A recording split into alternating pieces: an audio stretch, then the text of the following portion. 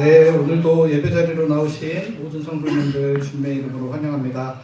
우리 앞뒤 좌우에 계신 성도님들과 주님의 평화가 함께 하시기를 바랍니다. 인사 한번 하겠습니다.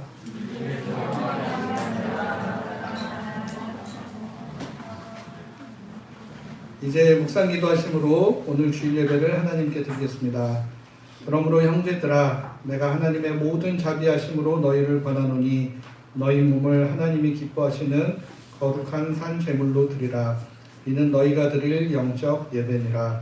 하나님은 영이시니 예배하는 자가 영과 진리로 예배할지니라. 아멘.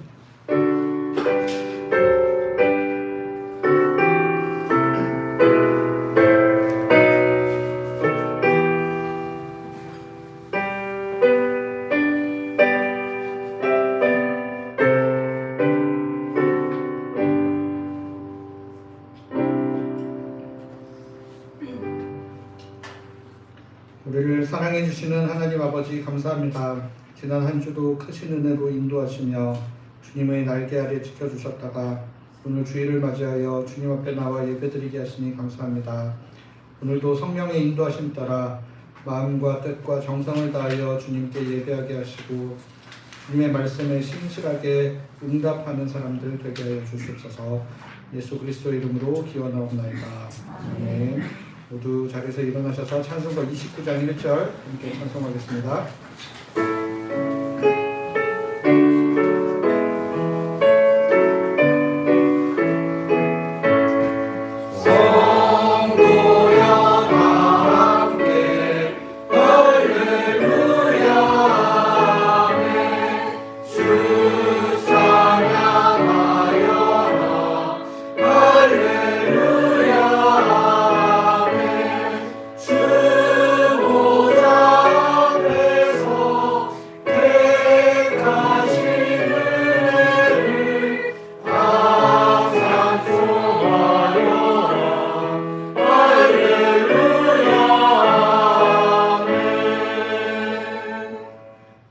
사도신경으로 우리의 신앙을 하나님께 고백하겠습니다. 나는 전능하신 아버지 하나님 천지의 창조주를 믿습니다. 나는 그의 유일하신 아들 우리 주 예수 그리스도를 믿습니다. 이는 성령으로 잉태되어 동정녀 마리아에게서 나시고 그리고 빌라도에게 고난을 받아 십자가에 못 박혀 죽으시고 장사된 지 사흘 만에 죽은 자 가운데서 다시 살아나셨으며 하늘에 오르시어 전능하신 아버지 하나님 우편에 앉아 계시다가 거기로부터 살아있는 자와 죽은 자를 심판하러 오시리라.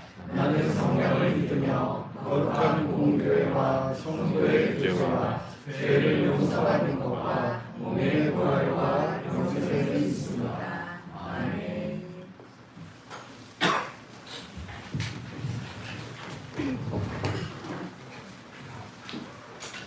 할렐루야.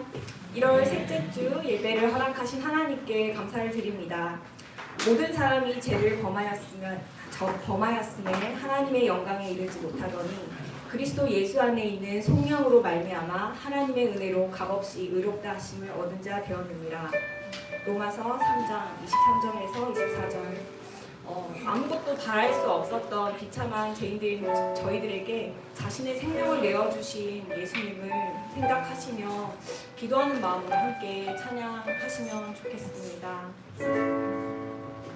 저를 누르고 꽃은 피고 저도 시들지 않을 생명이 있네.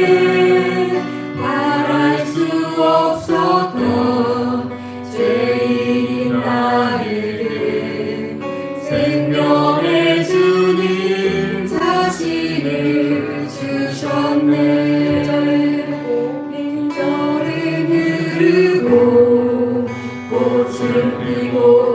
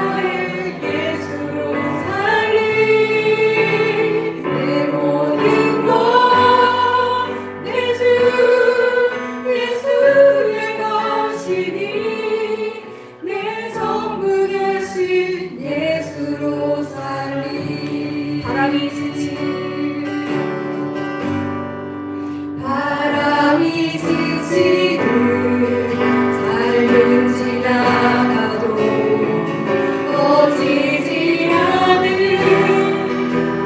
소망이 있네.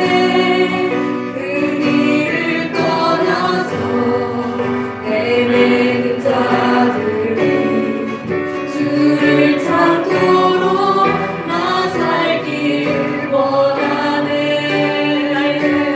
나의 삶은 내 주 예수의 것이니 내 생명 나의 예수로 살리. 내 모든 것 내 주 예수의 것이니 내 전부 되신 예수로 살리.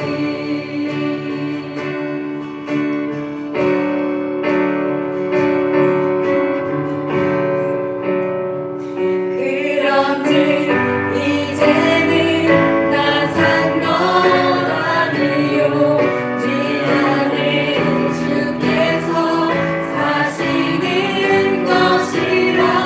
그런즉 이제는 나 산 건 아니요 내 안에 주께서 사시는 것이라.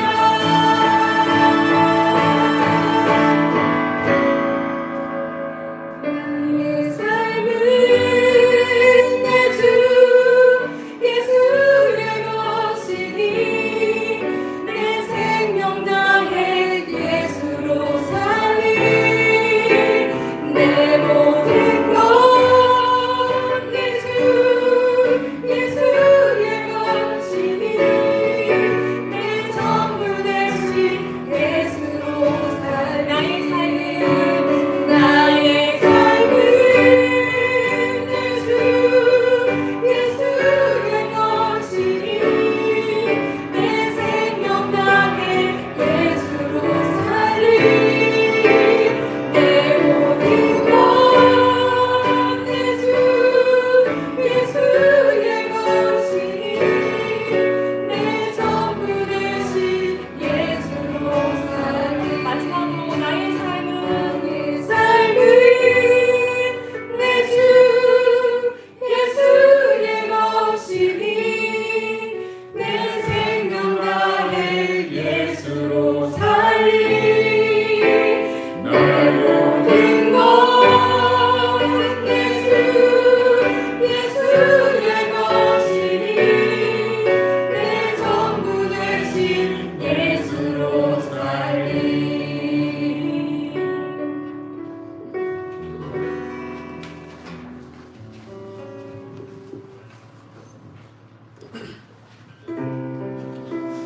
우리의 소망 되신 주님을 밤이나 낮이나 늘 함께하며 찬양하는 우리의 인생 되길 소망합니다. 나의 소망 되신 주 나의 소망 되신 주를 바라봅니다. 다시 오실 날이여 예수 주를 기다립니다. 나의 소망 되신 주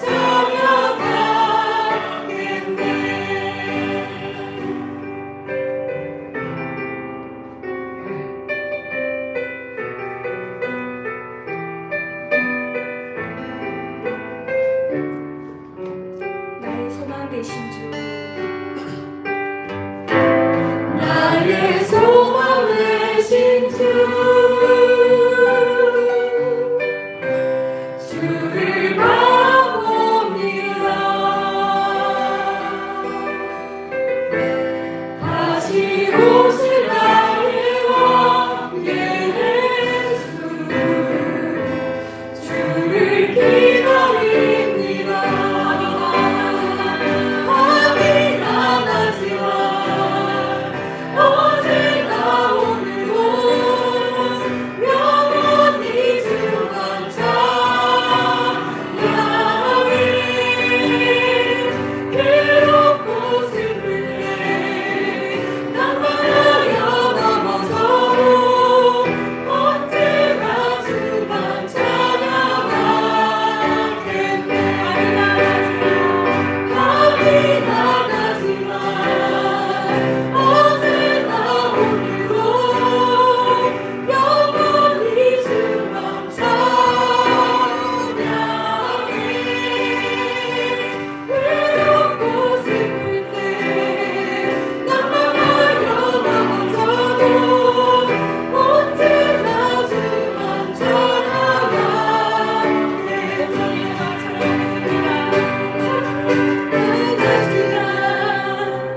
어제나 오늘도 영원히 주만 찬양해.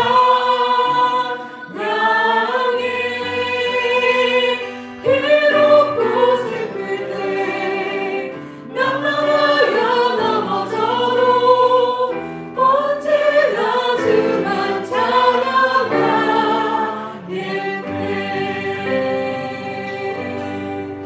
아멘. 네. 주를 찾는 모든 자들이 주로 말미암아 기뻐하고 즐거워하게 하시며 주의 구원을 사랑하는 자들이 항상 말하기를 하나님은 위대하시다 하게 하소서. 시편 70편 4절입니다. 어제 오늘보다 날마다 더욱더 우리의 삶에서 주님을 찾고 또 찾아내는 저희가 되길 구합니다. 세상에서 줄 수 없고 던질 수 없는 기쁨과 즐거움을 찾고 그것을 이 땅 가운데 흘려보내는 저희가 되길 소망합니다. 함께 찬양하시겠습니다. 주를 찾는 모든 자들이 주를 찾는 모든 자들이 주로 말미암아 기뻐하고 즐거워하게 하시며 주의 구원을 사랑하는 자들이 항상 말하기를 하나님은 위대하시다 하게 하소서. 주를 찾는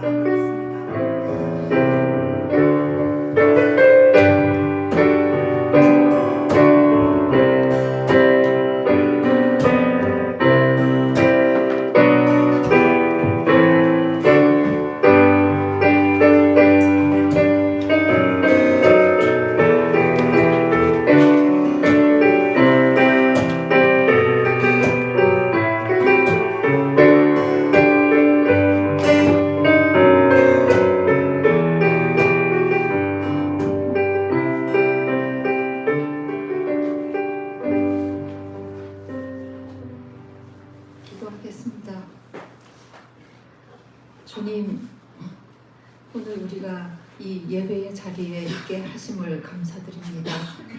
살아온 모든 것이 당연한 것이 아니라 주님의 은혜가 아니면 안 되었음을 고백합니다.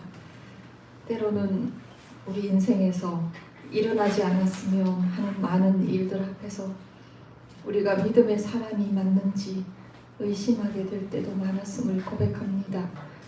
그러나 우리가 환난 중에 있든지 병 중에 있든지 어떤 상황 가운데 있든지 하나뿐인 아들 예수 그리스도를 우리를 위해 내어주신 그 사랑으로 지금도 우리를 돌보고 계심을 믿습니다. 그 주님의 일하심으로 우리가 나음을 입고 또 평안을 누릴 수 있음을 감사드립니다. 좋으신 주님이 계시니 어떤 일 앞에서도 두려워하거나 염려하지 아니하고 세상이 가르쳐주는 방법이 아닌 주의 능력에 붙잡힌 바 되게 하셔서 바라고 원하는 것이 실상이 되고 모든 삶의 걸음걸음이 믿음의 증거가 되게 해주시기를 간절히 기도합니다. 주님, 이 시간 수련회 참석 중인 청소년 마당 위에 기도합니다. 선포되는 말씀 안에서 참된 인생의 가치와 소망을 발견하게 하시고 학업과 미래에 대한 걱정, 말하지 못하는 고민과 상처들을 주님 앞에 내려놓고 치유받고 회복되는 은혜의 시간이 되게 하여 주시기를 간절히 기도합니다. 섬기는 교사들과 교육자들에게도 감당할 수 있는 힘과 은혜를 주시기를 기도합니다. 또한 이들이 살아가야 할 이 나라 대한민국의 젊은 세대들이 미래를 포기하거나 절망하지 않고 정직히 땀 흘리는 자가 존중받고 꿈꿀 수 있는 소망이 있는 나라로 고쳐주시기를 간절히 기도드립니다. 이 시간 선교사님들을 위해서 기도합니다. 박수민, 송수아, 장승희, 이지영, 김희석, 안나, 서영상, 최지혜, 김한수, 김영심, 이점상, 최옥하 이 선교사님들이 주님께 영광이 되는 귀한 사역 잘 감당하여 하게 하여 주시기를 기도합니다. 영육의 모든 필요를 채워주시기를 기도드립니다. 주님, 오늘도 말씀을 전하시는 양 목사님께 성령의 충만한 은혜를 내려 주시옵소서. 우리가 다 말씀에 깊이 스며드는 시간이 되게 하셔서 주님을 더 깊이 사랑할 수 있는 성도 되게 하여 주시기를 간절히 기도합니다. 우리의 예배를 기뻐 받아 주시옵소서. 거룩하신 예수님의 이름으로 기도드립니다. 아멘.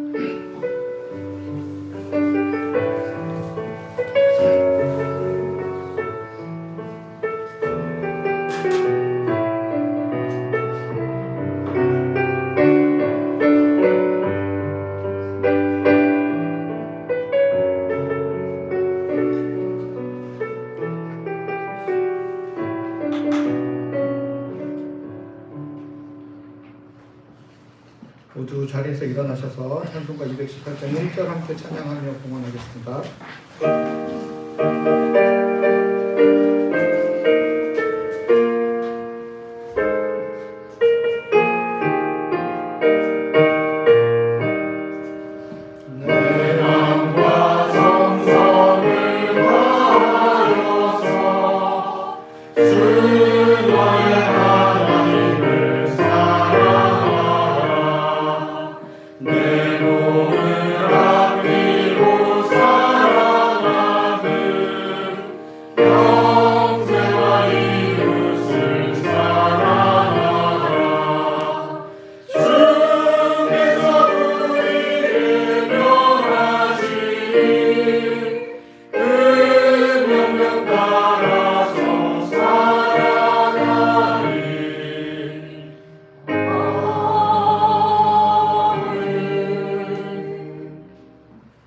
주님, 땅에서 벌어지는 일들만 바라보면 저희는 낙심할 수밖에 없습니다.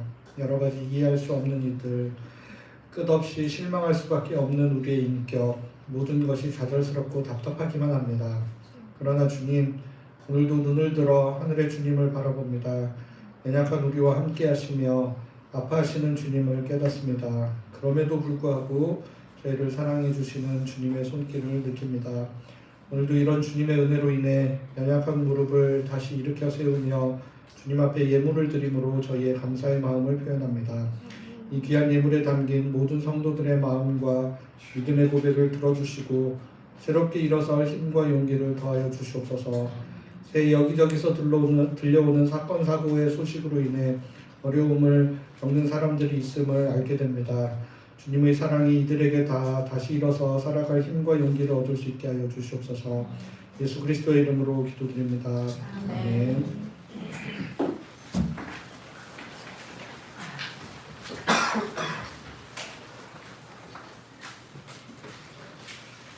하나님께서 오늘 우리에게 주시는 말씀은 신약성경 로마서 2장 17절부터 29절까지의 말씀입니다. 로마서 2장 17절부터 29절까지의 말씀, 제가 한 절 읽고 여러분들 한 절 읽고 번갈아 읽고 마지막 절 함께 읽도록 하겠습니다. 그대는 유대아 사람이라고 자칭하며 율법에 기대고 하나님을 자랑합니다.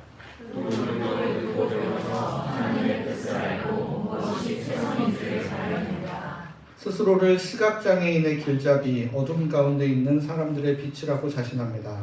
젊은 사람들의 교육자, 어린 아이들의 선생이라고 자신합니다.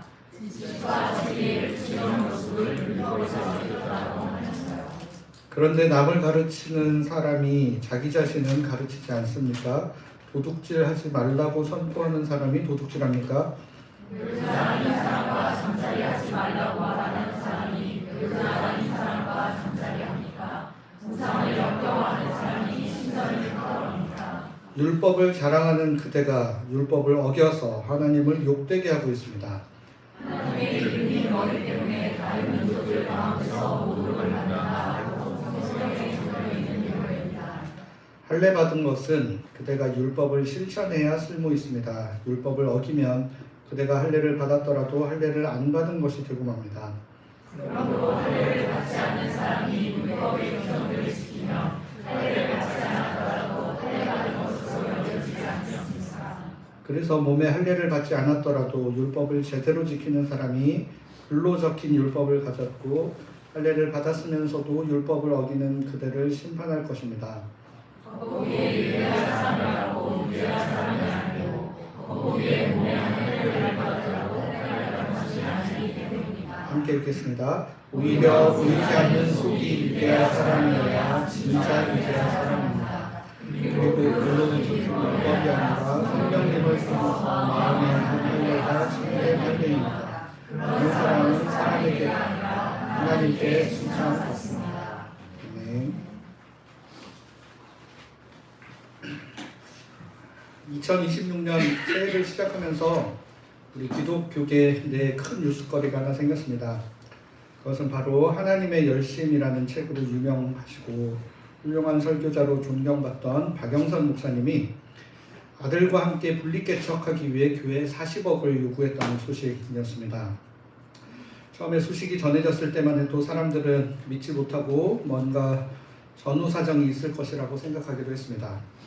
그런데 이후 한 언론에서 정식으로 박영선 목사님의 육성으로 인터뷰한 내용이 보도가 됐는데 그 인터뷰 내용을 보니 하나도 왜곡된 것이 없고 오히려 더 심각한 내막이 있었다는 것이 밝혀졌습니다. 인터뷰 내용의 일부를 옮겨보면 다음과 같습니다. 나는 여기서 40년이나 목회한 사람이다. 우리 교회 부동산 값이 1,500에서 2,000억 원이다. 내가 설립자니까 나에게 100억쯤 줘야 하지 않겠느냐고 했다. 말이 안 되는 금액이라 실제적으로 찾아보니 100평은 있어야겠는데 지금 100평이 40억이다. 모르는 사람들 입장에서는 큰 돈이지만 우리 사는 아파트 34평도 40억이다. 얼마나 슬픈 이야기인지 모르겠습니다. 정말 기가 막히고 우물안 개구리가 따로 없다라는 생각이 듭니다. 이 사실이 밝혀지며 교회 내부 사정이 추가로 외부에 알려졌는데 알고 보니 이분은 은퇴한 이후에도 한 달에 2번씩 주일에 설교하면서 상황 노릇을 해왔고 아들은 이미 전도사 시절부터 자기 교회 데리고 있으면서 어떻게 해서든 한 자리 마련해 줄 마음을 계속 가지고 있었다라는 것입니다. 그런 마음이 있었는데 이제 후임으로 온 담임 목사가 고분고분하지 않고 자신의 말도 듣지 않는 것 같아서 후임 목사를 먼저 내보내려고 당의 장로들에게 영향력을 행사했는데 이게 뜻대로 되지 않으니까 자신과 아들이 처음에는 100억, 나중에는 40억 받고 교인 300명과 따로 나갈 생각을 하려다가 이 사단이 난 것입니다. 지금 돌아가는 상황을 보면 남포교회 당회가 40억도 지원하지 않을 것으로 보여서 실행으로 옮겨지지는 않을 것 같이 보이지만 이번 일을 통해 평생 훌륭한 선교자인 줄로 알고 존경받던 한 목사님의 실체가 세상에 알려지게 되었습니다. 이 사건을 통해 목회자들을 설교만 가지고 판단해서는 안 된다는 것이 새삼스레 다시 확인되었습니다. 목사들이 선포하는 메시지가 그 사람의 삶을, 그 사람의 신앙을 대변하는 것은 아니라는 것입니다. 그런데 이제 성도들이 목사들을 바라볼 때, 또 심지어 목사 자신도 자신이 어떤 메시지를 선포했으니 나는 그런 사람이다 라고 착각하며 살 수 있다는 것입니다. 성도들도 마찬가지입니다. 내가 어떤 생각을 하고 사는 사람이니, 또는 내가 속해 있는 교회에서 지향하는 바가 어떠한 것이니 나도 그런 사람일 것이다 라고 착각하며 살 수도 있다는 것입니다. 이렇게 자신이 선포하는 메시지 그늘 아래, 또는 속해 있는 교회 공동체의 그늘 아래 숨어 사는 사람들을 향해 오늘 메시지가 선포되고 있습니다. 오늘 본문은 유대인들을 향해 선포되는 말씀입니다. 오늘 본문 17절은 이렇게 시작하고 있습니다. 함께 한번 읽어보겠습니다. 시작.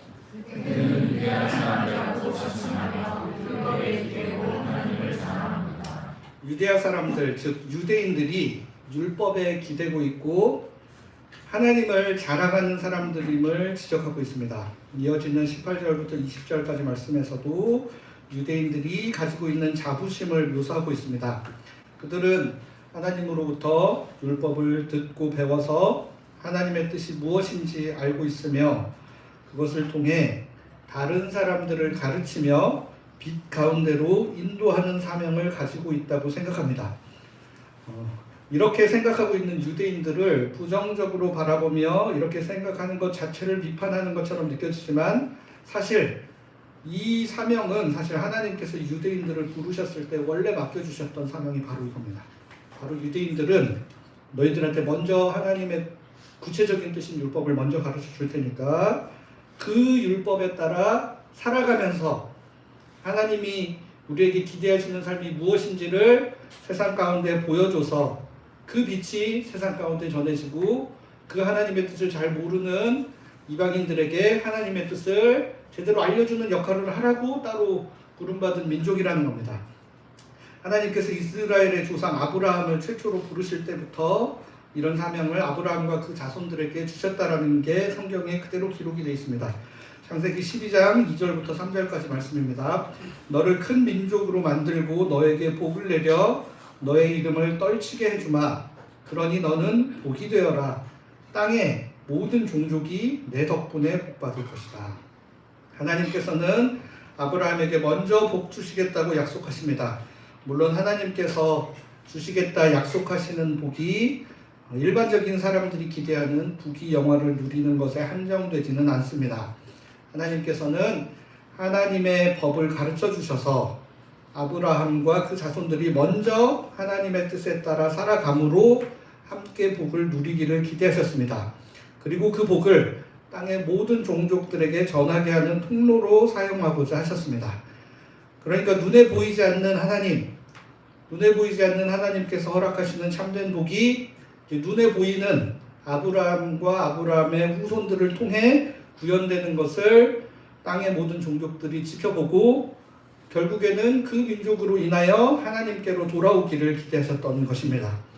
이런 하나님의 마음은 출애굽하는 이스라엘 백성들을 부르신 후 함께 언약을 맺으시는 장면에서도 확인할 수 있습니다.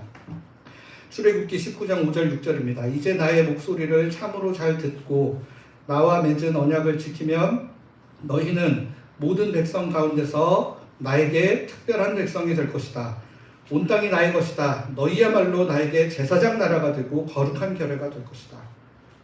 하나님께서는 아브라함과 이삭과 야곱에게 아까 말씀드린 것과 같은 구체적인 약속들을 했습니다. 그리고 나서 이제 요셉 이후에 이제 이집트로 이주를 한 백성들이 한참의 시간이 흐르고 나니까 하나님의 그 약속을 잊어버렸을 수도 있겠다고 생각해서 이스라엘 백성들과 민족적으로 하나님이 다시 한번 언약을 맺으시는 장면이 출애굽기 19장부터 나오는데, 여기에서 보시면 특별한 백성이다라고 번역된 구절이 개역개정 성경에는 내 소유가 되겠고 라고 번역된 구절인데, 여기에 사용된 히브리어 원어를 보면 특별하게 아껴서 꽁꽁 감춰놓은 보물이라는 뜻입니다. 내 소유 중에서도 특별하게 아끼고 특별하게 여기는 그런 보물이라는 뜻이죠. 그러니까 하나님은 이들을 잘 감춘 보물처럼 정말 소중한 존재로 특별하게 구별하여 주시겠다고 약속하시고, 그렇게 하나님의 복을 누린 백성들이 결국에는 제사장 나라가 되게 하시겠다라고 말씀하십니다. 제사장 나라가 되어 하나님과 세상을 중보하는 역할을 하기를 기대하신다는 뜻입니다. 결국 이스라엘은 하나님의 특별한 백성으로서 하나님의 율법을 받아 그것을 실천하며 살아가므로 세상 가운데 하나님을 믿으며 살아가는 이들이 누리는 복을 드러내기를 바라셨던 것입니다.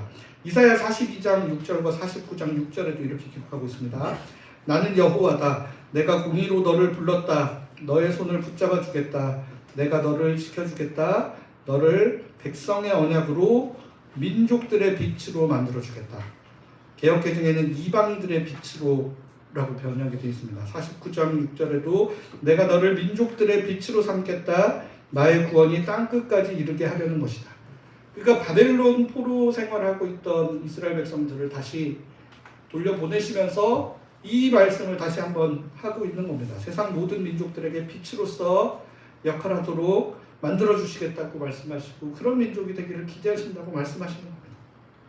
오늘 본문 19절에서 유대인들이 어둠 가운데 있는 사람들의 빛, 오늘 로마서 2장 19절 보시면 이제 그렇게 자신들이 어둠 가운데 있는 사람들의 빛이다라고 자신하는 근거가 바로 이 이사야 말씀의 근거인 겁니다. 하나님의 약속, 하나님께서 우리를 빛으로 이방 가운데 드러내 주시겠다라고 말씀한 특별하게 구별된 민족이다라는 자부심이 있었다는 겁니다.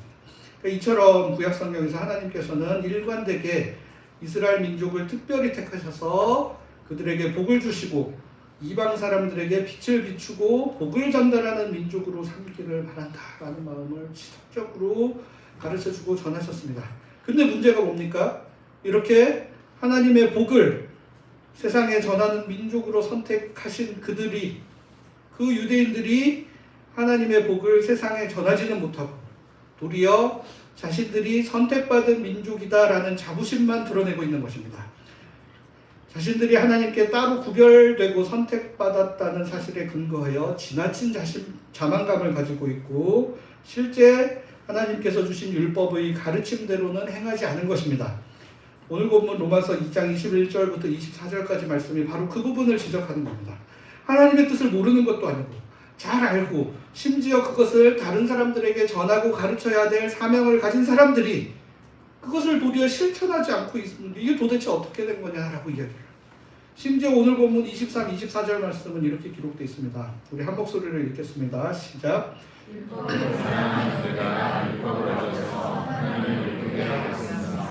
하나님의 이름이 너희 때문에 다른 민족들 가운데서 모독을 받는다 하고 성경에 하나님께서 따로 선택하고 구별하신 사람들이라는 것까지는 이제 세상에 너무 많이 알려졌어요. 근데 이 사람들 사는 모습을 보니 도리어 하나님이 가르쳐 주신 율법대로 안 사는데, 그러니까 거꾸로 하나님이 욕을 먹는 거죠. 하나님은 뭐 저런 애들을 선택을 해가지고 뭐 도대체 어쩌겠다고 그러시는 건가, 이런 생각들이 드는 겁니다.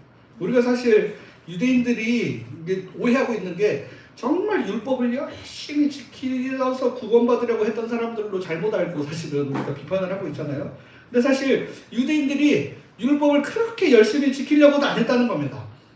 그러니까 그들이 하나님을 지나치게 열심히 사랑하고 이웃을 막 너무 자기 거 안 챙기고 너무 막 사랑해서 자기들 구원받아 보겠다고 열심히 율법을 지켰다는 얘기가 절대 아니라, 하나님을 사랑하고 이웃을 사랑하라라는 것이 율법의 근본 정신이고, 그 근본 정신을 구현하기 위해서 해야 될 일들을 율법을 통해 가르쳐 주셨는데, 그러한 것들은 다 갖다 버리고 자신들이 다른 사람들과 비교하여 선택받은 민족임을 드러내는 거에만 열심을 냈다는 겁니다. 대표적으로 할례, 절기, 음식 이런 겁니다.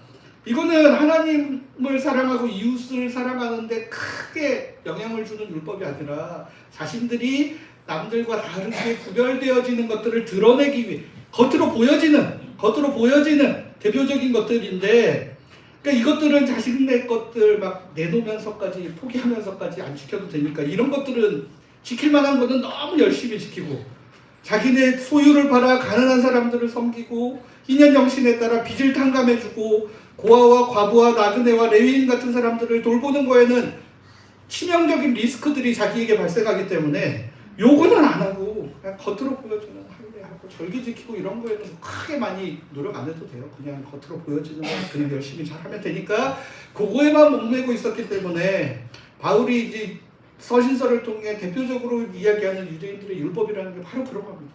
유대인으로서의 표지, 유대인으로서 구분짓게 만드는 그러한 것들만 너무 강조하고 있기 때문에 그렇다는 것이죠.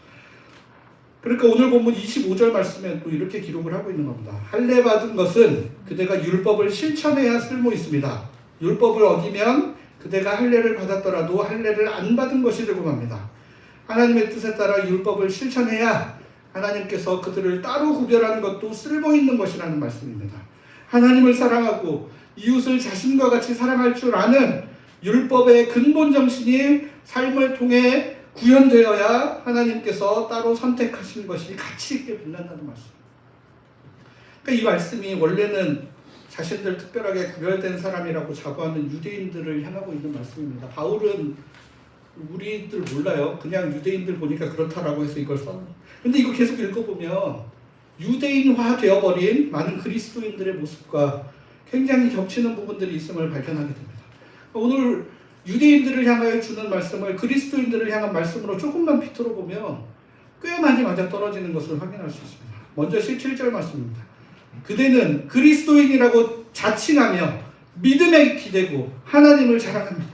이제는 이제 율법 지키는 것 대신 믿음으로 말미암아 의로워졌다는 거, 그거 하나만 이제 의지하는 거예요. 그것만 붙들고 믿음. 그러니까 물론 유대인들을 하나님께서 세상에 복을 전하는 통로로 부르셨기 때문에 그리스도인들도 기본적으로 동일한 사명을 부여받았다라는 게 베드로전서 2장 9절에 그대로 나와 있습니다. 여러분이야말로 선택받은 종족, 임금이신 하나님의 제사장 일을 맡은 사람들, 거룩한 민족, 하나님의 소유가 된 백성입니다.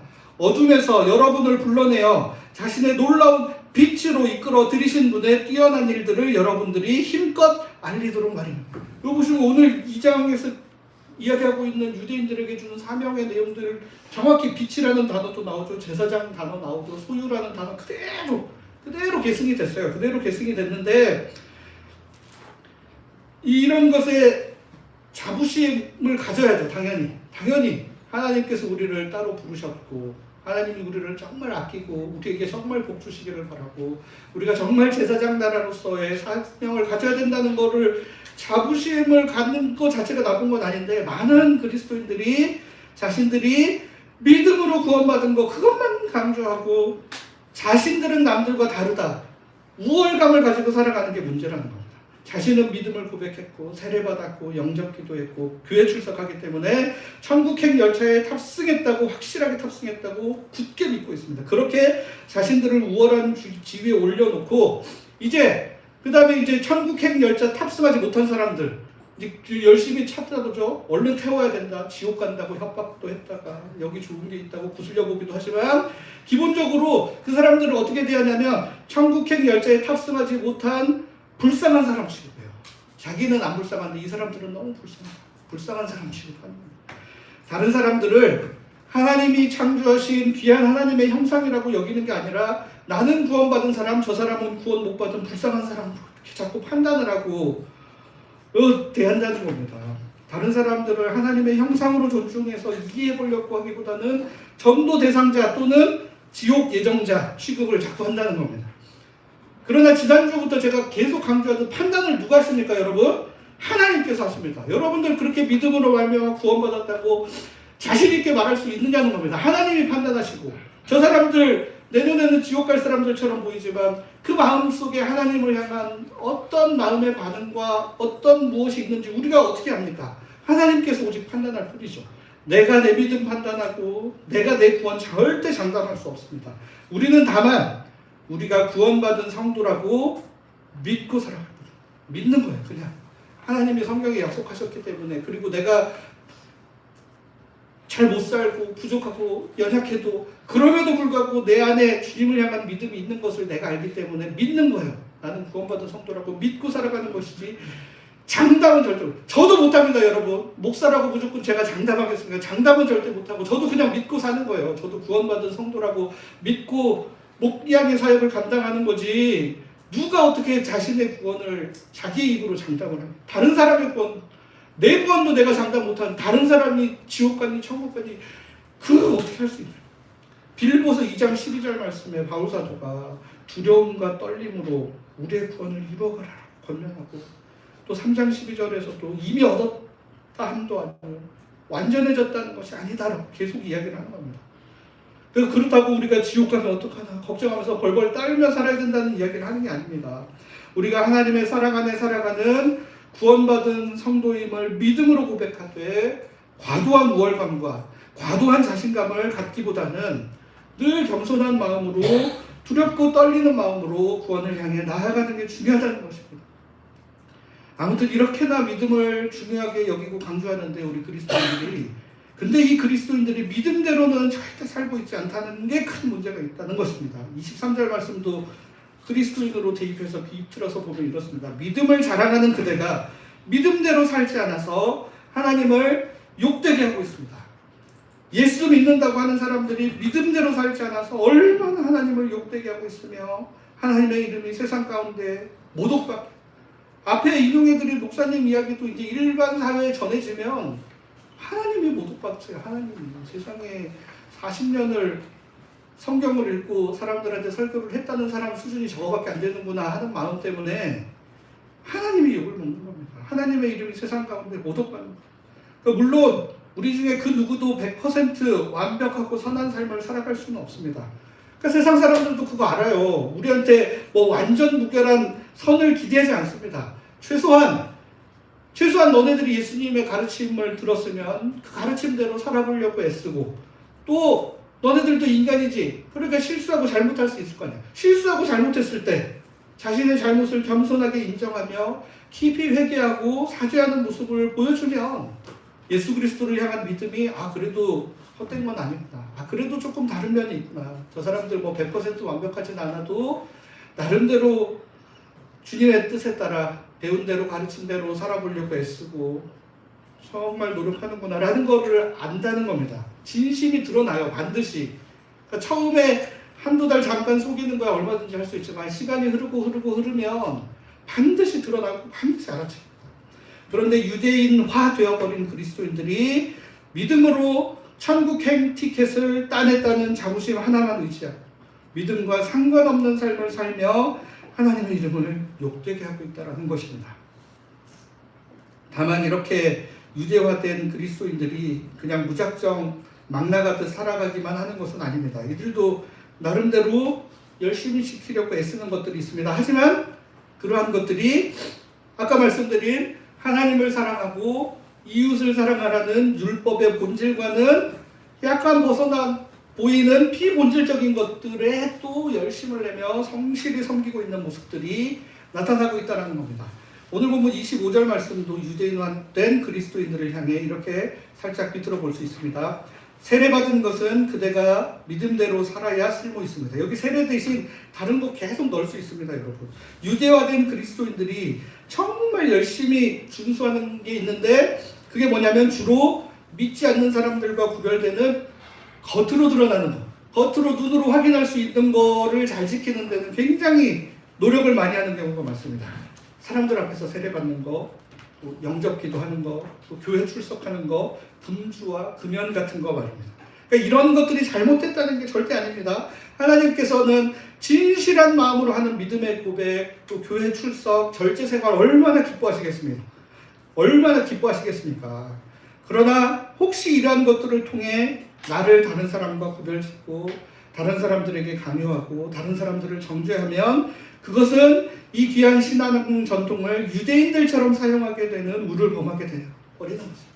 우리가 막 남들 서로 눈치가 있고 있으니까 주일 예배는 열심히 안 빠지고 잘 나오지만 만약에 코로나 기간 예를 들어 각자 자신이 아무도 안 보는 데서 예배드려야 되고 하나님 말씀 묵상하면서 살려고 할 때 우리 마음 가운데 정말 하나님을 예배하고자 하는 갈망, 하나님을 알아가고자 하는 갈망, 하나님의 뜻에 따라 살아가고자 하는 갈망들이 있는지를 보셔야 된다는 겁니다. 아무것도 없이 그냥 습관적으로 주일에는 내가 체면이 있지 주일 예배를 받을 수는 없지 이러면서 꼬박꼬박 출석하고 뭐 남들한테 보여줄 수 있는 신앙인으로서의 행동은 열심히 하지만 그 마음 가운데 진실되게 하나님을 사랑하는 마음, 진실되게 하나님을 사랑하는 마음으로 이웃을 사랑하고 있는지 그런 것들을 알아봐야 된다는 겁니다. 이렇게 다른 사람들과 구별짓는 신앙 행위는 열심히 하면서도 남들에게 드러나지 않는 은근한 거짓, 그 다음에 사랑을 행하지 않고 살아가고 괜찮다고 생각하는 것들, 이런 것들은 하나님께서 기뻐하시는 믿음의 방향이 아니라. 그러니까 야고보서에서도 하고 싶은 얘기가 정확히 이겁니다. 믿음으로 의롭게 되는 것을 부정하는 것이 아니라 그래 믿음으로 의롭게 돼. 그렇게 믿음이 있으면 그 믿음이 뭐냐는 겁니다. 믿음이 뭔지를 삶으로 한번 좀 보여주라. 이 진짜로 비 올 거라고 믿으면 우산 쓰고 갈 거 아니냐. 비 오는데도 뭐 비 맞고 싶지 않은 이상은 자기가 비 온다는 거를 100% 믿는 사람은 우산을 비 맞기 싫으면 우산을 쓸 수밖에 없는데 말로는 비 온다 이야기하면서도 우산 준비를 전혀 안 하고 그냥 사는 거죠. 그러니까 네 삶을 보니까 너 진짜로 비 안 오는 것처럼 느껴지는 것 같은데라고 우리 야고보서가 이야기를 하는 거예요. 예수 그리스도를 믿어서 우리 삶이 이렇고 예수님이 우리에게 기대하는 삶이 이거라고 맨날 말하고 믿고 있다고 말로는 하는데 사는 걸 보니까 전혀 글쎄 내가 그 믿음이 진짜 믿음인지 알기 어렵겠는데 라고 야고보서가 이야기를 하고 있는 겁니다. 사실 우리가 진실되게 하나님을 사랑하고 이웃을 사랑하는 율법의 근본 정신에 근거한 행위, 그러니까 이게 행위를 통해 마치 그것이 율법주의로 오해될 만큼 치열하게 행하면서 살아보지도 못했으면서 실제로 그렇게 살아보신 적이 있느냐는 거예요. 사실은 이거 너무 율법주의인데 이거 너무 이렇게 사랑하다가 율법주의 이런 오해 받을 정도의 사랑 해본 적도 없으면서 행위 구원은 절대 안 돼, 행위 구원은 절대 안 돼 이러면서 믿음 행위 이야기는 하면 안 돼 믿음 은혜 이 뒤에 숨어가지고 자신의 게으른 마음과 초라한 마음을 합리화하면서 살고 있는 것은 아니냐는 말입니다. 우리가 믿음으로 구원받지만 그 믿음에 합당한 삶을 사는 게 너무너무 중요합니다. 이왕 우리가 오늘 종교의 그늘 아래 숨어있는 사람들 이야기를 꺼냈으니 한 가지만 더 살펴보고 말씀을 마치려고 합니다. 지난주와 이번 주에 살펴보고 있는 로마서 2장의 말씀들이 가만히 보면 뭔가 이분법적으로 나누어서 서술하는 구절들이 많은 것 같아요. 선을 행하는 것과 악을 행하는 것, 율법을 지키는 것과 율법을 어기는 것 같은 것들이 대표적인 대조입니다. 그러니까 악을 행하지 않으면 선을 행하는 것이고 율법을 적극적으로 범하지 않으면 율법을 지키는 것으로 착각하는 상태로 살아갑니다. 그런데 사실은 그렇지 않다는 그림으로 보면 이럴 수 있습니다. 적극적으로 악을 행하는 삶과 적극적으로 선을 행하는 삶 사이에 이런 회색지대가 있을 수 있습니다. 법에서 규정한 것에 대해 적극적으로 범법 행위는 하지 않지만 그렇다고 또 하나님께서 명하신 선도 적극적으로 행하지 않고 살아가면서 회색지대에서 살아가고 있는 사람들이 많다. 그럼에도 불구하고 내가 종교를 가지고 있으니까 또 매주 예배 출석하고 있으니까 주님을 향한 믿음을 고백했으니까 적당히 괜찮은 삶 살고 있다고 착각하는 겁니다. 최소한 범법 행위는 안 했으니까 하지 말라는 거는 안 했으니까 그러면 된다고. 하지 말라는 거 안 하는 거만큼이나 하라는 걸 하는 것도 중요하다는 겁니다. 하라고 하는 거는 못해도 괜찮다고 생각하는데 하지 말라고 하는 거 안 했으니까 나는 괜찮다라고 오해를 하면 절대 안 된다는 겁니다. 그러니까 일반 법이랑 율법의 차이가 거기서 나타나요. 일반 법은 최소한의 도덕이라고 하죠. 이거 어기면 큰일 나는 것들만 테두리로 정해놨으니까 도덕을 지키지 않아도 법에만 접촉되지 않으면 괜찮은 거예요. 법은. 근데 율법은 뭐냐면 더 높은 하나님 나라의 가치를 소개하고 그대로 살아보라고 권하는 겁니다. 심지어는 우리 마음의 중심까지도 따지고 들면 살아날 사람이 아무도 없는데 심지어 마음의 중심까지도 하나님 앞에 거룩하고 정결하게 살아보도록 살아라라고 권하는 게 율법이라는 겁니다. 여러분. 하나님이 우리에게 주시는 삶 너무나 어렵죠. 우리 지난주 살펴보았던 누가복음 18장 바리새인과 세리 기도, 그래서 바리새인 기도 한번 다시 보겠습니다. 누가복음 18장 11절 12절 말씀인데 우리 한 목소리로 읽어보겠습니다. 시작. 제가 다른 사람들과 같이 하는 것을 하나님께 감사드립니다. 저는 억지로 빼앗아가는 사람들, 불의한 사람들, 하나님의 사람과 같지 않습니다. 이 세상보다 저는 함께 구원하십니다. 제가 멀어지는 것은 모든 다 주의 일을 받습니다. 결국 그냥 바리새인이 범법 행위는 안 했어요. 억지로 빼앗지도 안 했고 바람도 안 피웠답니다. 그러면서 또 적극적으로 행하는 것도 있습니다. 뭐냐면 한 주에 2번 금식하고 11조 바치는 것, 겉으로 보여지는 종교 생활은 적극적으로 행했다라고 하죠. 다만 율법의 근본 정신인 하나님을 사랑하고 이웃을 사랑했느냐? 물음표를 던질 수밖에 없어요. 왜냐? 자기를 다른 사람들과 비교하며 다른 사람들을 하찮게 여기고 있기 때문이죠.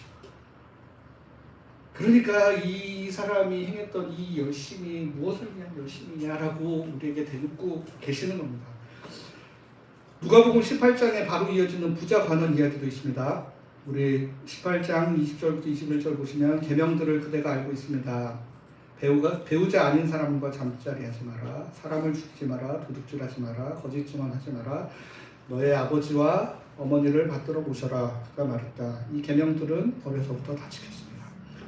이 부자 관원도 10계명에서 금지하고 있는 것들을 행하지 않았다고 이렇게 자신 있게 이야기할 수 있는 이유는 거짓 증거라는 게 뭔지를 유대인들은 또 세부로 정해놨어요. 그러니까 그 정도까지는 안 했다는 거예요. 거기서 정하는 거 정도 안 했고, 그 다음에 부모를 모셔라는 것도 진실되게 부모를 모셨다라기보다는 거기서 파생되는 규정들이 있는데 그거까지는 자기가 충분히 잘 지켰다라고 이야기를 하는 거죠. 그러나 이어지는 말씀에서 예수님이 이렇게 말씀하십니다. 예수님이 들으시고는 그에게 말씀하셨다. 그대에게는 아직도 모자라는 게 하나 있어요. 그대에게 있는 것을 모두 다 팔아 가난한 사람들에게 나눠주세요. 그러면 그대가 하늘에서 보물을 차지할 겁니다. 그리고 이리로 와서 나를 따르세요. 그는 이런 말씀을 듣고 괴로움을 했습니다. 무척이나 부유했기 때문입니다. 그동안 10계명에서 그 많은 거 하지 않고 열심히 종교생활을 하면서 살았지만 자신의 것을 팔아 가난한 사람들에게 나눠줄 수 있느냐라고 묻는 예수님의 말씀에는 쉽사리 대답하기 어렵다는 거예요. 심지어 괴로워진다는 것입니다. 제가 우리 모든 재산 다 팔아서 가난한 사람들 나눠주라는 이야기 하려고 이 본문을 가지고 있어요. 저도 못합니다. 저도 어떻게든 살아야죠. 뭐 어떻게 당장 다 팔겠습니까? 못합니다. 하나님께서 우리에게 기대하는 삶을 적극적으로 좀 선을 실천하기 위해 애써보라는 말씀인 겁니다. 범법 행위하지 않고 남들보다 좀 더 잘 사는 거 정도에 만족하지 말고 좀 더 선을 향한 추구, 방향을 가지고 살아봐야 아무 생각 없이 살지 말고 좀 더 우리 삶에서 하나님의 사랑을 구현하기 위한 내 자리에서 삶이 어떤 삶일지를 고민해보고 살으라는 말씀인 겁니다. 물론 지난주에 말씀드린 바와 같이 우리들 중 누구도 완벽하게 적극적으로 선을 잘 행하며 살아갈 수는 없습니다. 중요한 것은 성령의 인도하심 따라 적극적으로 선을 행하며 살고자 하는 우리의 마음과 의지인 것입니다. 오늘 본문 29절 말씀을 한 목소리로 같이 읽어보겠습니다. 시작.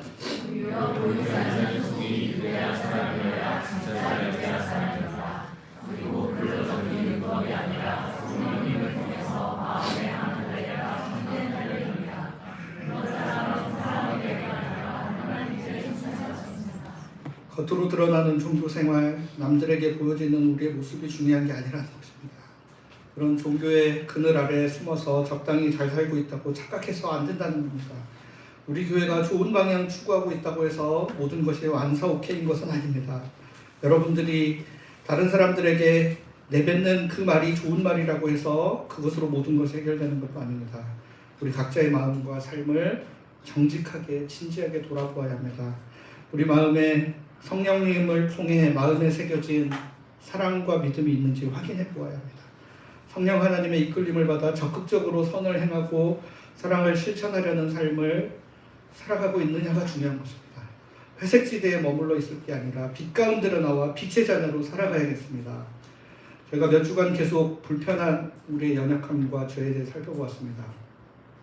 끝입니다, 여러분. 이제 더 본문의 흐름상 더 우리를 괴롭게 하고 찔리게 할 말씀은 없습니다. 우리의 연약함을 철저하게 깨닫는 게 근데 너무나 중요합니다. 거기로부터 은혜가 시작됩니다, 여러분.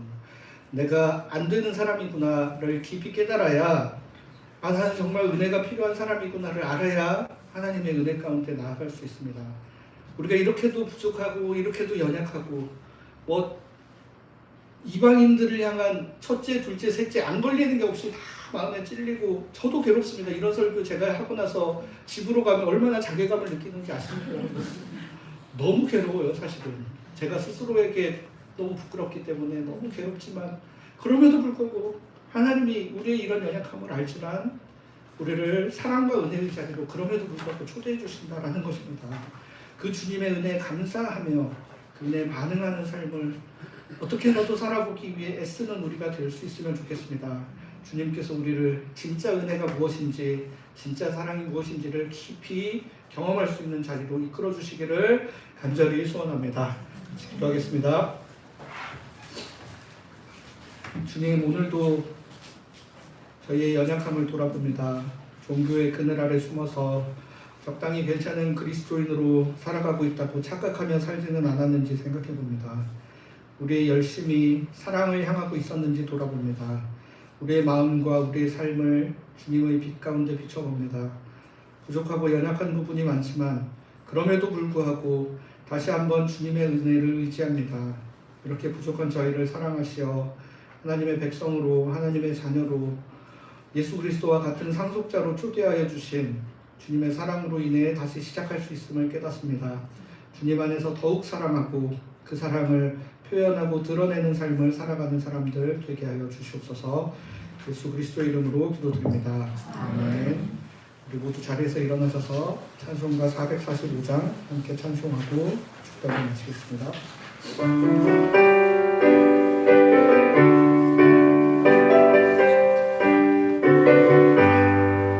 대산을 넘어 한국에 가고 빛 가운데로 걸어가며 주께서 항상 지키시기로 약속한 말씀 변치 않네.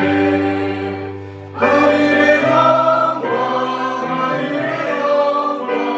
나의 맘속에 자꾸 넘쳐 할렐루야를 인자에 불러 영원히 주를 찬양하리. 깜깜한 밤에 가리질라도 주께서 나를 들으시고 나에게 밝은 빛이 되시네. 잃어버릴 영광에 하늘의 영광 나의 맘속에 차고 넘쳐 할렐루야를 인자에 불러 영원히 주를 찬양하리. 광명한 그림 마음에 담아 찬란한 천국 바라보고 할렐루야를 인자에 불러 날마다 빛을 걸어가리. 하늘의 영광 나의 맘속에 차고 넘쳐 할렐루야를 인자에 불러 영원히 주를 찬양하리. 주 예수 그리스도의 은혜와 하나님의 사랑과 성령의 교통하심이 종교의 그늘에서 벗어나 자신의 삶을 주님의 빛 아래 정직하게 비춰보며 참된 그리스도인의 삶으로 나아가길 원하는 모든 하나님의 백성들 위해 지금부터 영원까지 함께 하시기를 간절히 축원하옵나이다. 아멘.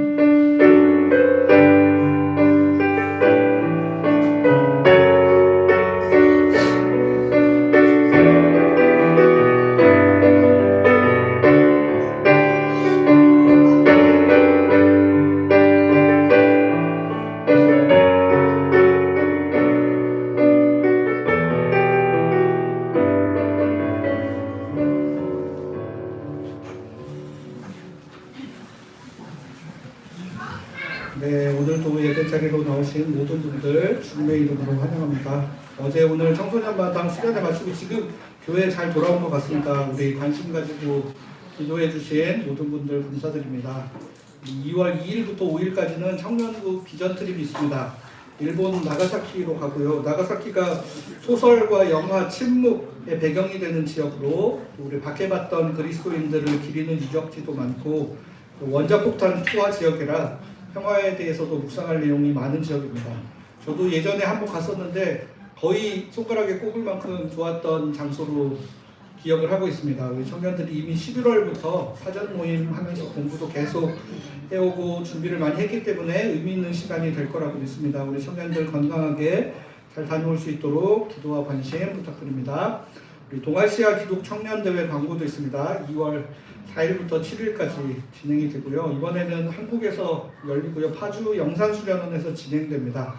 이렇게 기도해 주시면 좋겠고 또 저희 교회와 관련하여 처음 시작된 모임이 지금까지 잘 이어져 오고 있으면 감사하고 그래서 저희도 좀 더 관심을 가지면 좋겠다라는 생각이 들어서 제가 2월 4일 개회 예배부터 저녁 예배에 수요일 날은 좀 한번 같이 참여를 할 계획입니다. 혹시 함께 동행하기 원하시는 분들 있으면 말씀해 주시면 좋겠습니다. 오늘 예배 후에 바로 이어서 운영위원 선출과 예결선을 위한 가족회의 있습니다. 그다음에 교회 봉사 기부금 영수증 새가족 교육 광고는 보시면 될 것 같고 이번 주 수요일에 교역자 수련회가 있습니다. 그리고 우리 권정혁 집사님이 이제 일반 병실로 옮기셔서 제가 지난주에 전화드렸는데 통화도 할 수 있을 정도까지 회복이 되셨습니다. 계속 기도해 주시고 또 곁에 붙어서 계속 간병을 윤명숙 권사님이 계속 하셔야 돼가지고 교회도 못 오고 계시는데 같이 기도해 주시면 좋겠습니다. 그럼 이어서 바로 가족회의 진행하도록 하겠습니다. 제가 기도하겠습니다.